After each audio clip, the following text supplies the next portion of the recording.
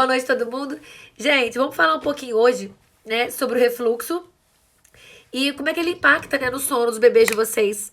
Né, eu recebo muitas mensagens, às vezes vocês se confundem muito do que é refluxo, se é refluxo, se não é refluxo, né, o que acontece com os bebês nessa faixa etária aí do primeiro ano de vida, principalmente os primeiros 6 meses de vida, né. Oi, Dina, boa noite. Então, para vocês entenderem um pouquinho, né? A gente tem a mania de ver por aí o pessoal tratando tudo como refluxo, né? Como doença do refluxo gastroesofágico. E, na verdade, tem uma dificuldade aí das pessoas entenderem, né, os conceitos. O que de fato é o refluxo, quando precisa de fato tratar o refluxo e quando ele é normal, quando ele é natural dos bebezinhos, né? Oi, Gabi, a aluna linda também. Beijo. Tayana, meu amor, querida. Então, gente, vamos lá. Pra gente entender, né, a situação do refluxo, vamos entender alguns conceitos básicos aqui, tá? Quando a gente pensa que o bebê golfou, né, o que é isso, né? Quando o bebê solta aquele leite, quando o leite volta, acabou de mamar, tava tudo bem, e o nenê solta aquele leite todo ali, independente da faixa etária dele. Mas se ele não faz nenhum esforço com a barriguinha, se ele não contrai a musculatura, se ele não faz aquela náusea, sabe? Quando o bebê começa a ficar fazendo ânsia de vômito e aí depois vomita mesmo, sabe? Isso não é refluxo, isso não é regurgitação. Para ser refluxo, para ser regurgitação, é uma saída do conteúdo sem esforço nenhum. O bebê tá bem, tranquilo, de repente volta aquele leite, sabe? Aquele susto que a gente toma. Tava tudo tranquilo, o bebê paradinho e solta aquele leite paradinho, rindo, sabe? O bebê que tá tranquilão, tá feliz, que a gente chama de vomitador feliz. Ele solta aquele leite sem ter feito ânsia, sem ter feito refluxo, ó, sem ter feito esforço, sem ter contraído a musculatura da barriguinha. Então isso é super comum nos bebezinhos, principalmente até o 6º mês de vida, tá? Eles regurgitam muito. E por vários motivos. Mel, sua linda, boa noite. Eles regurgitam por vários motivos. E o principal motivo, né, que os bebês, principalmente até o 6º mês de vida, tendem a soltar o conteúdo do estômago de forma mais fácil que outras crianças, é porque eu sempre falo pra vocês que o bebezinho tá formado, mas ele ainda não é maduro o suficiente, lembra? Então, o músculozinho, né? A gente tem o esôfago, que é a mangueirinha que leva o alimento até o estômago. Entre essa mangueirinha e o estômago, né? Que é o saquinho que armazena o alimento, a gente tem o músculo, né? Que é o cárdia, é um esfíncter que a gente chama. Esse músculozinho, nos bebês pequenos, ele ainda não tá forte, não tá maduro o suficiente para se fechar completamente após a entrada do alimento. Porque o que acontece? O alimento entra e esse músculo tem que se fechar, né? Para o alimento ficar preso ali dentro. Como esse músculo ainda não é maduro o suficiente, o conteúdo volta de uma forma mais fácil. E a outra situação associada a essa, do músculo ainda não ser forte o suficiente, é o quê? O conteúdo é o quê? É líquido, né, gente? É o leite, ele é ralinho. Então é mais fácil desse conteúdo voltar por essa musculatura. Então é por isso que acontece do bebê golfar mais fácil, de ter essa regurgitação mais fácil, tá bom? É super importante que vocês entendam que até o 6º mês de vida, eles vão ter refluxo com frequência. Mas não quer dizer que o fato deles terem refluxo, deles regurgitarem, não quer dizer que eles estão de fato com uma doença que precisa daquele tanto de medicação que vocês veem por aí, né? Me conta aqui quem tem bebê nessa faixa etária e que por acaso tá sentindo que o bebê tá golfando muito ou que por acaso já foi até prescrito medicações. Vai me contando aqui como é que tá a situação de vocês por aí, tá? Isso, todo mundo, aqui no YouTube, no Facebook, todo mundo vai me contando.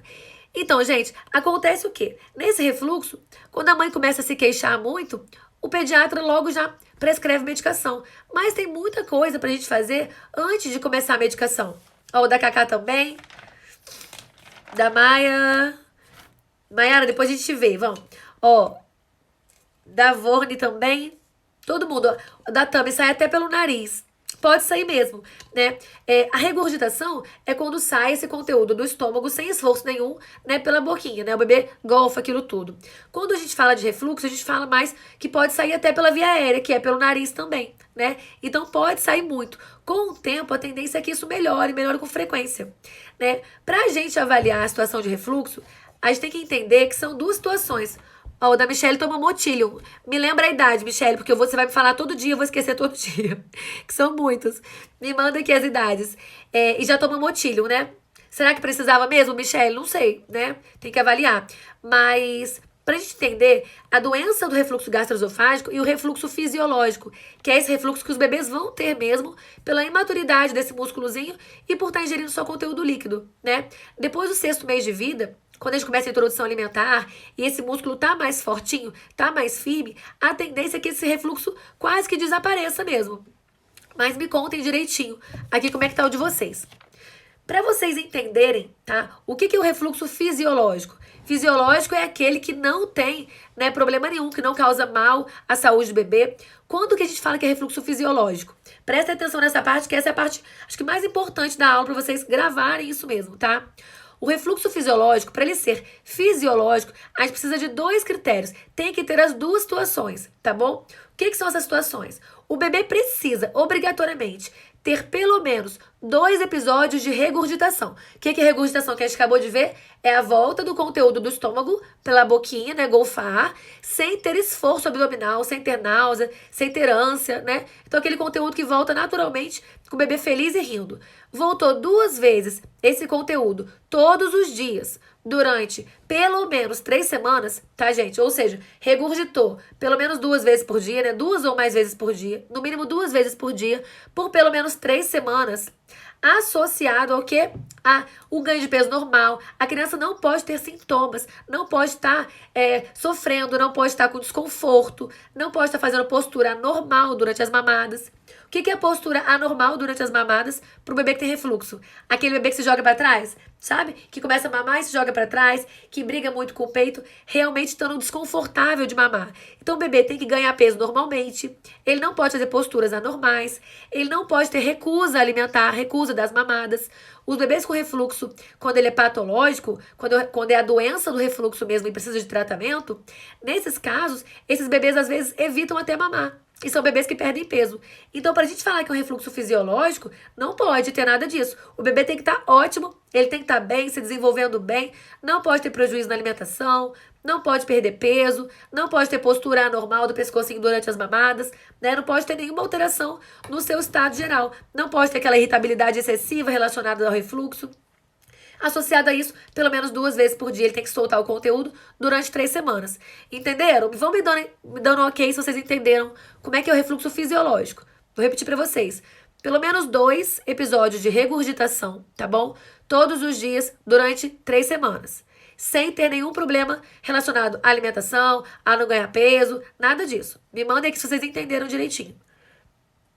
A Dina mandou que tem um bebê de 1 mês e acha que ela tem uma queimação, que tem azia. Faz careta e não sai o leite. Ela engole.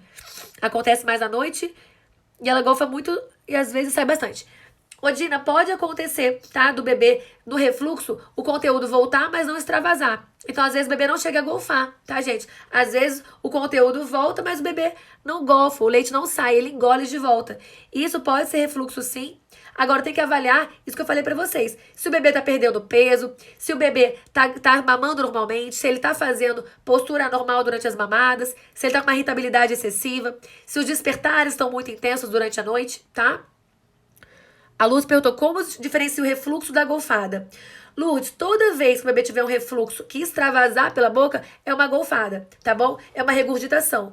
Não quer dizer que isso é uma doença do refluxo gastroesofágico que precisa de tratamento, tá bom? Se precisar de tratamento, vai ser porque é uma doença do refluxo gastroesofágico e não por causa de um refluxo fisiológico, que quase todos eles, pelo menos aí uns 50%, 60% dos bebês têm refluxo, tá? E refluxo de forma ok, de forma normal dos bebês. É normal, Vanessa? Tô falando pra vocês, é normal o bebê golfar, tá? Vamos lá. Segundo ponto, então. Aí a gente entendeu agora como é que é o refluxo fisiológico, né? Aquele refluxo que não causa prejuízos à saúde do bebê. Certo, entendido isso, como é que a gente vai entender, então, que é o refluxo patológico? Que é a doença do refluxo gastroesofágico e que precisa de tratamento? Quando esses critérios de boa qualidade de vida, de boa qualidade de vida, de ganho de peso normal, não estiverem presentes, certo? Então, todos os bebês que estão voltando o conteúdo, mas apresentam desconforto excessivo, apresentam irritabilidade, recusa alimentar, estão perdendo peso, estão deixando mesmo de mamar, todos esses bebês, a gente tem que investigar a doença do refluxo gastroesofágico. certo? E suspeitado disso, né? Pensando na doença do refluxo gastroesofágico, o que a gente vai fazer para esses bebês? Tá? A primeira coisa que a gente vai fazer depois de ter suspeitado do refluxo gastroesofágico é evitar o quê? Evitar a superalimentação. O que é isso? Evitar que ele mame muita quantidade, ou se por acaso ele já estiver se alimentando, evitar que ele se alimente em grandes quantidades. Para fazer isso, nós precisamos fazer o quê? Diminuir. Para quem mama leite materno, tá, gente? Para quem mama peito, a gente vai ter que diminuir o tempo das mamadas. Mas para diminuir o tempo das mamadas e não prejudicar o ganho de peso, nós vamos ter que aumentar o número de mamadas. Então, é sim um bebê que vai precisar mamar mais vezes, porque ele vai mamar durante menos tempo. Entendido? Para quem mama seio materno, é assim. E para quem mama mamadeira, é a mesma coisa, só que com leite na mamadeira. Nós vamos diminuir o volume dessas mamadeiras e vamos fracionar. Nós vamos dividir. Se ele fazia 5, 6 mamadeiras, talvez nós vamos ter que fazer 7, 8 mamadeiras, para que ele mame menos quantidade de uma vez só. Isso, por si só, já ajuda muito, mesmo na doença do refluxo gastroesofágico, tá, gente? Então, vocês foram na consulta com o pediatra. A primeira coisa que ele fez foi passar remédio, ele pulou uma série de etapas, porque tem várias coisas que a gente tem que fazer antes de entrar com a medicação, mesmo que isso seja uma doença do refluxo gastroesofágico, entende? Então, se o bebê de vocês tem doença do refluxo gastroesofágico, o primeiro passo vai ser evitar a superalimentação. Diminuir mesmo a quantidade de cada mamada, aumentando a frequência. Se mamava de 3 em 3 horas, se estava mamando de 4 em 4 horas, a gente vai diminuir isso aí um pouquinho para poder, de repente, mamar de 2 em 2 horas, porém, mamar menos quantidade a cada vez. Combinado? E na mamadeira, a mesma coisa. Nós vamos ter que diminuir o volume da mamadeira e aumentar o número de mamadeiras ao longo do dia, para que eles evitem a superalimentação e não pressionem tanto, não façam tanta pressão do estômago com o esôfago para evitar voltar tanto conteúdo, certo? Esse é o primeiro passo, tá, gente? Para bebês que têm doença do refluxo gastroesofágico. Bebês que golfam fisiologicamente, que têm refluxo fisiológico, não é necessário fazer nada, não precisa fazer nenhum tipo de intervenção. Combinado? Porque isso é normal dos bebês. O segundo ponto, tá? A gente já fez a redução aí das mamadas, já diminuiu o tempo de mamada, aí já diminuiu o volume das mamadeiras, a frequência aumentou um pouquinho para oferecer o leite várias vezes durante o dia em menor quantidade. Qual que é a segunda parte? Para as mães que fazem leite materno, tá?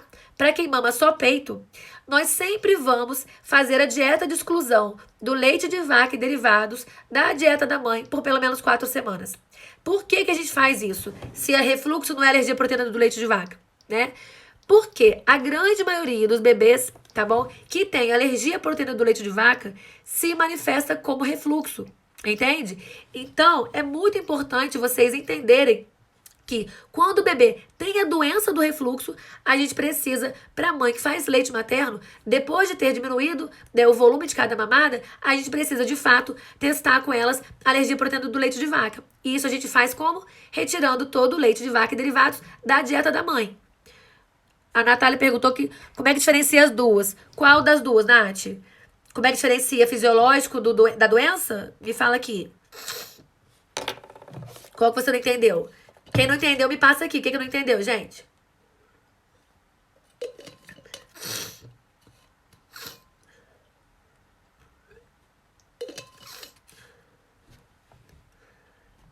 Tá. A patológica. A Nath tá perguntando aqui, ela não entendeu direitinho da doença do refluxo gastroesofágico para o refluxo fisiológico. Doença do refluxo gastroesofágico, gente, é a mesma coisa que o refluxo patológico, tá? Que é o refluxo que faz mal. E o refluxo fisiológico é aquele ok que todo mundo pode ter e não faz mal, certo? A diferença de uma e da outra é a qualidade de vida do bebê e os impactos que aquele refluxo está causando na saúde do bebê.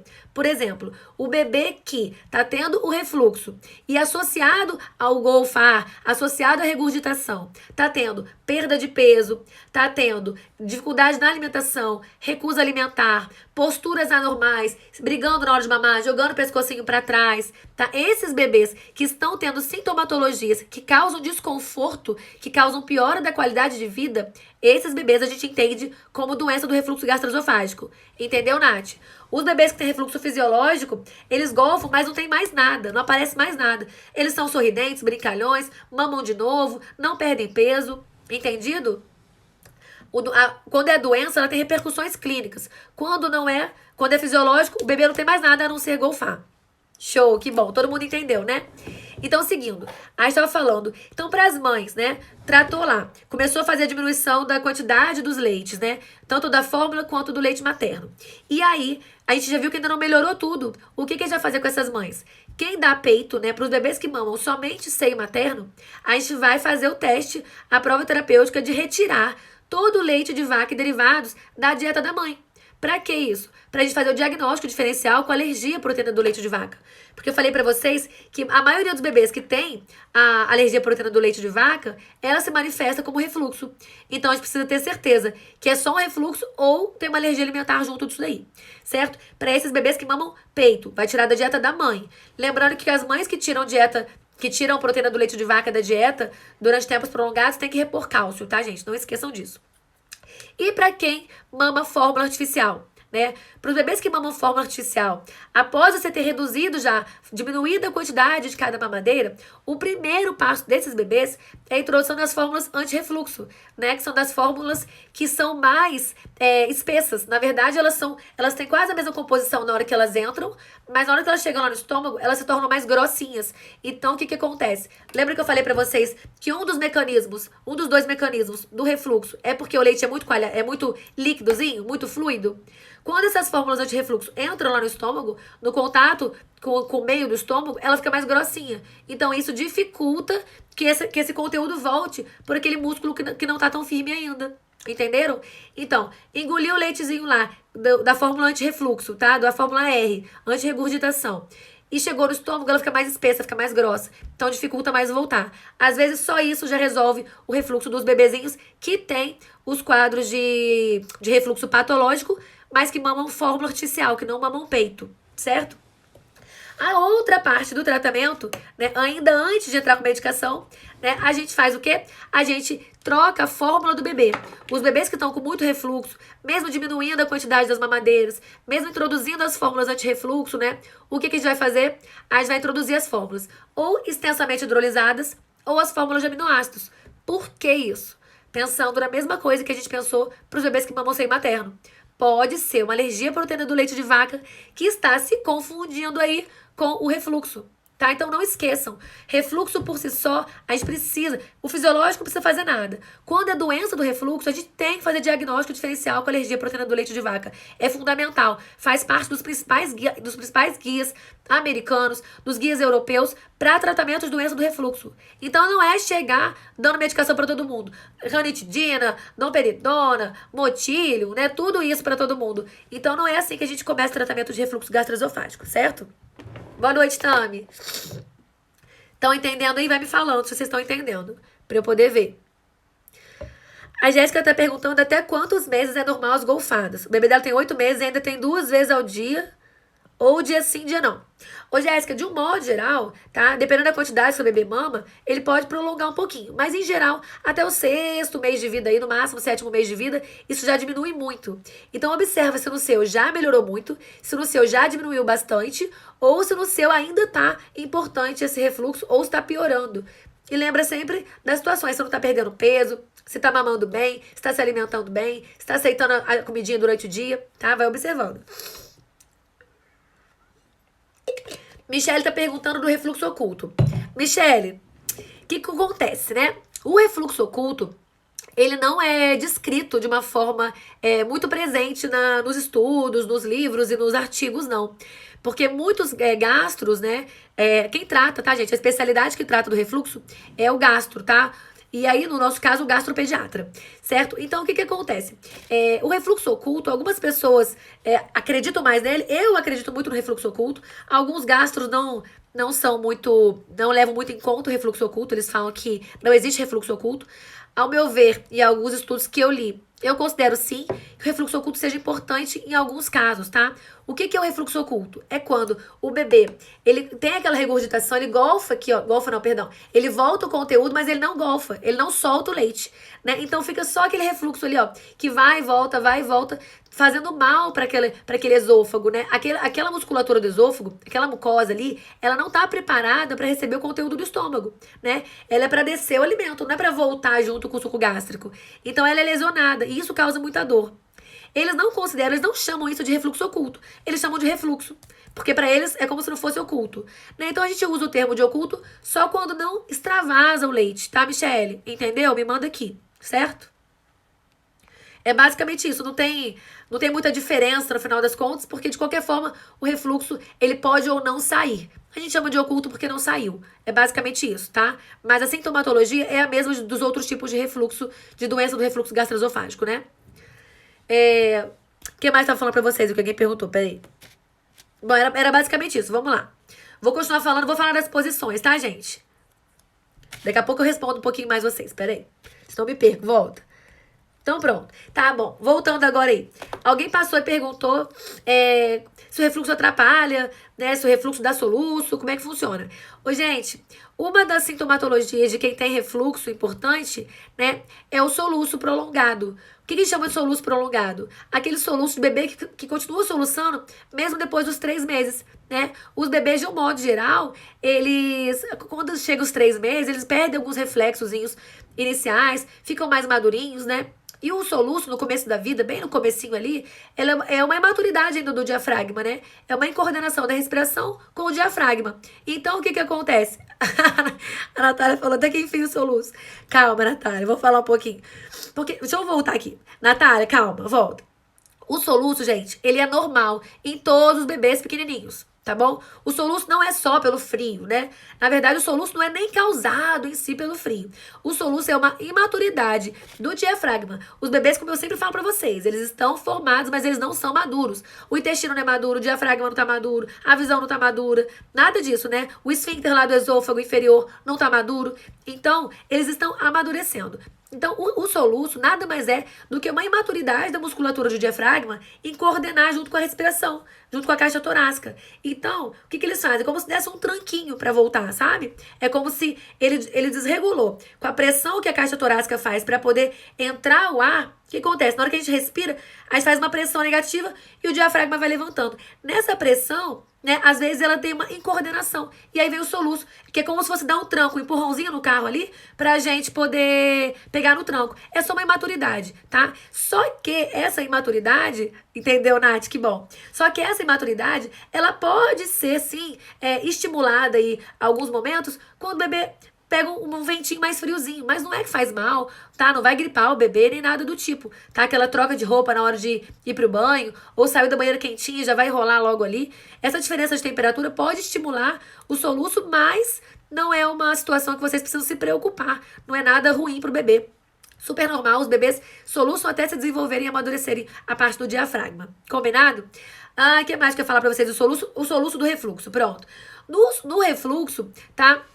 Não sabe bem ainda por que o refluxo ele causa um soluço, mas sabe-se que crianças que têm mais soluço, tá? Essas crianças que têm refluxo, essas crianças soluçam mais, tá? Ainda não tem uma definição exatamente do mecanismo do porquê essas crianças soluçam mais, mas sim, elas têm um pouco mais de soluço por causa de refluxo, sim, tá? Lembrando que não tem nada a ver, né? A não ser que o conteúdo mesmo do esôfago ele volte e faça algum dano ali à via aérea, não tem relação nenhuma. Os canais são diferentes, de onde passa o alimento e de onde passa o ar. Não tem nada a ver um com o outro. Então não justifica muito essa situação do refluxo, mas eles têm sim um pouco mais de soluço, tá? O que mais que eu ia falar pra vocês?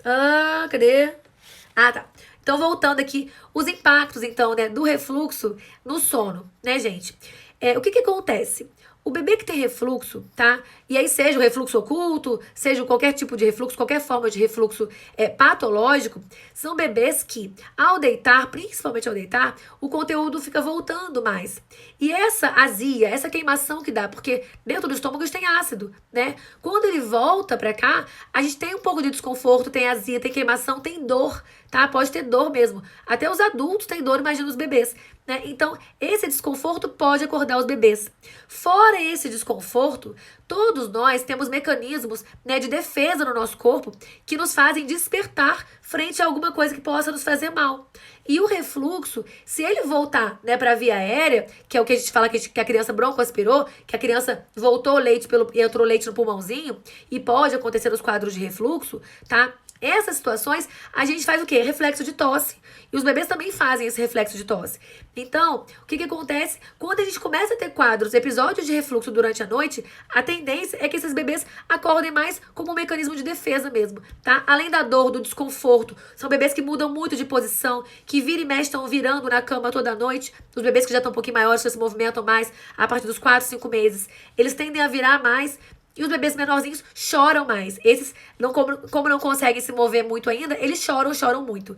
E os bebês maiores um pouquinho se viram muito na cama, têm um sono muito inquieto, porque de fato eles têm dor, tá, gente? Então, esse é o maior motivo pelo qual os bebezinhos que têm refluxo têm o sono pior, tá? Eles, de fato, sentem esse desconforto e acabam acordando com mais frequência. Fora isso, tem o mecanismo de defesa deles também para evitar que esse refluxo vá para o pulmãozinho. Então, por esses dois motivos, eles têm pelo menos aí uns 30% a mais de despertares noturnos do que os outros bebês, certo? Deixa eu ler um pouquinho das perguntas de vocês. Cadê? Ai, Alexandre, lindo, estudou comigo, querido. Ai, saudade também, meu amigo. Qual a melhor posição para o bebê dormir? Gente, os bebês que têm refluxo é uma situação assim, um pouquinho de problema, tá? Porque gera um pouco de confusão para vocês. Mas o que acontece? A posição para dormir, sempre, independente se o bebê tem refluxo ou não, tá bom, gente? Em qualquer situação, é barriga para cima. Não é bebê de ladinho, não é bebê de bruço. A posição é sempre barriguinha para cima. Combinado? Mas os bebês que têm refluxo, a gente inclina um pouco mais os bercinhos. Então, a gente faz, pegar duas canetas para mostrar para vocês aqui, ó. A gente faz o que a gente fala de inclinar o bercinho 45 graus. O que é isso? Isso aqui, ó, é o ângulo de 90 graus, tá, gente? É o ângulo reto, ó. Ah, eu só... a geometria, né? Aqui é o ângulo reto. 45 graus é metade disso aqui. Aqui tem 90. Então, é 45 esse aqui. Pensem, tá bom? Pra vocês colocarem a caminha do bebê de vocês, o bercinho, coloquem alguma almofadinha, alguma coisa embaixo do colchão do berço. Não é embaixo do bebê, tá? Embaixo do colchão do berço. De uma forma que o ângulo do berço fique assim. A inclinação da cabeceira fique dessa forma aqui, tá bom? E os bebês com a cabeça aqui, tá, gente? Deitadinhos aqui. 45 graus. É o ideal para que vocês coloquem e posicionem os bebezinhos. Se a almofada anti-refluxo ajuda. Depende, tem vários tipos de almofada, tá, Iê? Então, a gente idealmente levanta o colchão como um todo, ou o bercinho como um todo, entendeu? Então, essa é a parte fundamental pra gente colocar o bebê pra dormir. Mas não é pra colocar de lado e aí de barriga pra baixo. As mães falam muito, se eu colocar de barriga pra cima, ele pode engasgar com leite. Gente, ele pode engasgar até de lado. O certo, tá? Mais correto, mais seguro, pensando também na síndrome da morte súbita do lactente, é a posição de barriga pra cima. Essa é uma questão que eu vejo, sempre tem um mimimi por aí. Eu não discuto isso, eu não, né? Eu sempre oriento muito vocês, mas essa é a informação oficial, barriga pra cima. Pronto, certo? E aí, primeiro que tem refluxo, a gente eleva a cabeceira da cama em mais ou menos 45 graus, tá? O que mais que eu falar pra vocês? Vamos lá. Tadã, papá. Tá, e aí, gente, o que a gente pode fazer para ajudar esses bebês, né? Como é que a gente vai ajudar esses bebezinhos a diminuírem os quadros de refluxo, né? Primeira coisa que eu falei pra vocês, pensando lá no tratamento, né? Então, a gente vai fazer o quê? A gente vai pra mãe que dá seio materno. Vamos tentar tirar leite de vaca e derivados. Vamos diminuir a frequência, o volume das mamadas e aumentar a frequência das mamadas. Vamos diminuir a quantidade de leite dentro da mamadeira. Dar mamadeiras mais vezes. Trocar o leite para um leite anti-refluxo. Se não der certo, trocar para um extensamente hidrolisado. Se não der certo, trocar para um de aminoácidos. E se nada der certo e tiver muita sintomatologia, aí sim a gente entra com medicação, tá? Que de uma forma geral a gente começa pelos inibidores da bomba de prótons. Não é para sair fazendo ranitidina e bromoprida e aleatório, entende? Então a gente precisa, de fato, nesse momento, passar com o pediatra ou o gastropediatra, certo? Pra gente poder fazer o tratamento medicamentoso. Porque esse é o últimozinho lá. É a última coisa que a gente faz para tratamento do refluxo, tá bom? Natália perguntou se tem idade certa pro bebê ter refluxo? Tipo, até quantos meses? Não, Natália, tá? Mas geralmente até o 6º mês de vida. De uma forma geral, até o 6º, 7º mês de vida, quando começa a introdução da alimentação, vem alimentos mais sólidos e a musculatura já tá mais madura, tá? Pode ter qualquer idade, sim, mas geralmente até o 6º mês o esfíncter já tá bem mais maduro, certo?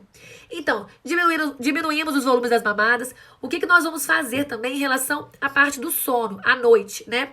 À noite, gente, a gente faz o ritual para eles dormirem, certo? Geralmente, né, na rotina pelo menos, a gente faz os rituais para os bebês dormirem. E na rotina habitual, a gente coloca a mamada antes de dormir. Apenas à noite, tá? Durante o dia não. À noite a gente coloca a mamada antes de dormir. E aí, por que a gente vai inverter nessa situação aí? pra gente tentar pelo menos manter o bebê um pouquinho mais tempo antes de deitar com o leite no estômago direitinho, tá bom? Então, para os bebês terem refluxo muito importante, eu sugiro pelo menos 20 minutinhos com ele na vertical ou com ele com o bercinho em 45 graus, você ali, ó, coladinha 20 minutos, pelo menos olhando o bebê, tomando conta do bebê mesmo, tá bom, gente? Para que a gente, de fato, consiga observar se ele não vai voltar logo. Isso para os bebês tem refluxo importante, doença mesmo do refluxo. Os outros não têm essa necessidade mais, tá? Agora, ficou com o bebezinho ali na posição vertical, é sem balançar, gente. Não vamos balançar o bebê, tentar embalar o bebê que tem refluxo e nem dar tapinha nas costas para ver se ele arrota mais rápido. Porque esse tapinha nas costas, esse embalar do bebê que tem refluxo, pode fazer o bebê golfar mais. Pode fazer o bebê ter episódios de refluxo mais importantes ainda. Então, é só manter ele na vertical, bonitinho, tranquilo, acalentando ele ali, sem precisar ficar batendo. Se quiser dar tapinhas muito leves para ajudar o deslocamento do gás, caso o seu bebê arrote muito, né, caso o seu bebê engula muito ar e tenha um arroto importante, você até pode, mas não é para ficar batendo no bebê. É só para ajudar nesse deslocamento do gás, certo? Ó, a Daya tá perguntando da rampa anti-refluxo. Rampa anti-refluxo, almofada anti-refluxo. Ô, Daya, da mesma forma, tá? Idealmente, o que vai levantar o colchãozinho fica embaixo do colchão e não junto com o bebê dentro do berço. Porque é mais fácil ele rolar, tá bom? Das rampas, das almofadas. Então, idealmente, coloque embaixo do colchão. Mas algumas rampas são boas, só vendo mesmo para poder ver se elas são seguras. Aquelas mais largas que pegam o berço todo, tudo bem, não tem tanto problema. Mas idealmente 45 graus, igual eu mostrei pra vocês aqui. Não sei se eu mostrei aqui pro pessoal do Face. Isso aqui tem 90 graus, certo? 45 graus é isso aqui, é o meio, tá, gente? É o meio. Nessa angulação aqui, a gente coloca o colchãozinho do berço, tá? Aqui no YouTube também, ó. Nessa angulação, a gente coloca o colchão do berço. Vamos lá. Pronto. E antecipando, então, essa mamada do ritual, né? Essa mamada de antes de dormir, a gente consegue ajudar muito o bebê a, como vai ficar mais tempinho antes de deitar com o conteúdo assim do estômago, além dele sentir menos fome, ajuda nos despertares e ele tem menos chance mesmo de golfar. Combinado? Meninas, vocês estão perguntando de remédio, não falo de remédio, não posso, infelizmente, falar de remédio pra vocês, porque o pessoal se medica, faz automedicação e em bebês eu não posso de jeito nenhum. Nem adulto, né, gente? Mas em bebês de jeito nenhum. Quem tá nos programas sabe que a gente não fala de medicação, porque o Conselho de Ética Médica não me permite ficar falando dos remédios pra vocês. Nem os nomes, nem as doses, né? A gente comenta algumas coisas mais soltas, mas eu não posso falar especificamente das medicações. Combinado? Mas a gente trata, a primeira escolha aí são os inibidores da bomba de prótons. Tem vários. Vários e vários e vários, tá, Ellen? Meninas, era basicamente isso que eu queria conversar com vocês hoje. Hoje eu tô ruinzinha do nariz aqui, então era pra dar um beijo pra vocês, falar um pouquinho sobre o refluxo, pra vocês que estão pedindo tanto nas caixinhas. Não se esqueçam, tá bom? A gente não é pra sair tratando de qualquer forma o refluxo com medicação. Façam todos os testes direitinho, avaliem tudo certinho, porque o refluxo ele pode ser, sim, o sintoma da alergia à proteína do leite de vaca. Então, não se esqueçam. Primeira coisa que já fazer aí nessa situação é avaliar se não é uma alergia alimentar. Combinado? Certo? Então, muito obrigada pelo carinho de vocês. Muito obrigada pela presença de vocês. A Tami tá mandando o que? Gás e cólica pode dar, o quê? A pressão e voltar o leite, nos confundir com refluxo? Não. Tami, não. Tá? Os gases e a cólica, eles não têm relação a aumentar o refluxo, não. Tá bom? O que pode acontecer aí é numa APLV, tem muito mais gases, tem mais refluxo, tem mais cólica. Então pode ser APLV. Às vezes é mais fácil ser APLV do que ser o refluxo mesmo. Nath, obrigado pelo carinho. Todo mundo, obrigado pelo carinho, gente. A Dayana tá falando que o bebê dela tem 7 meses e gosta de dormir de bruços, mas só vira sozinho e não tem refluxo. Ô, Day, aí tá tudo bem, tá? A gente coloca os bebês pra dormir de barriga pra cima, mas quando ele já tem a habilidade de se virar, já é um sono mais seguro. Você sempre coloca de barriga pra cima. Se ele virou, tá tudo bem. É uma preferência dele, mas quando você posicionar, posiciona de barriga pra cima. Não precisa ficar desvirando sempre, não. Combinado? Meninas, obrigada. Bela, vai ficar salva a live. Pessoal do YouTube, pessoal do Facebook e do Instagram, obrigado pelo carinho de vocês. Vou cuidar agora do meu nariz, que tá ruim. Gente, um beijo e até segunda-feira.